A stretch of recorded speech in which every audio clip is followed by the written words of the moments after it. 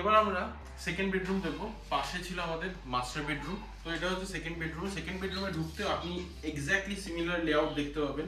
এইদিকে বেড রয়েছে, তার অপোজিটে টিভি ইউনিট রয়েছে, এবং তার পাশে সাইড টেবিল রয়েছে, এবং ওই পাশে ড্রেসিং ইউনিট রয়েছে, এবং এখানে স্লাইডিং ওয়ার্ড্রপ রয়েছে।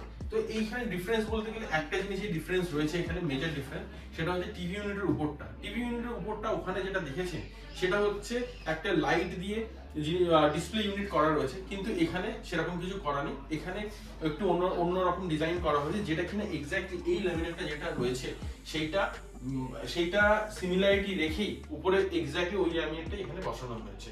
এবার চলে আসবো আমরা স্লাইডিং ওয়ার্ড্রপের মধ্যে। ওই স্লাইডিং ওয়ার্ড্রপে আমরা যেটা দেখেছিলাম এবং এই স্লাইডিং ওয়ার্ড্রপ এক্স্যাক্টলি সেম হলো, ইন্টারনালি এখানে একটা অ্যাডিশনাল জিনিস আছে, সেটা এখন দেখাবো।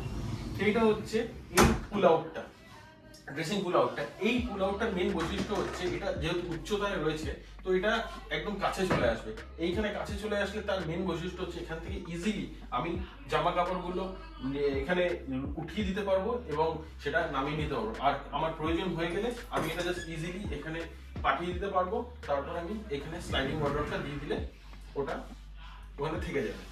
আর ওই স্লাইডিং ওয়ার্ড্রপের মতো এখানেও হিডেন স্টোরেজ রয়েছে, যেরকম ওখানে আমরা দেখেছিলাম হিডেন স্টোরেজ রয়েছে।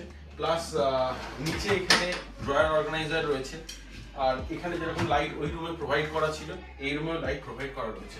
তো এই হচ্ছে মেন আমাদের সেকেন্ড বেডরুমের বৈশিষ্ট্য। তো এবার আমরা ধীরে ধীরে বেডরুম নম্বর 3 দেখবো। চলে আসুন।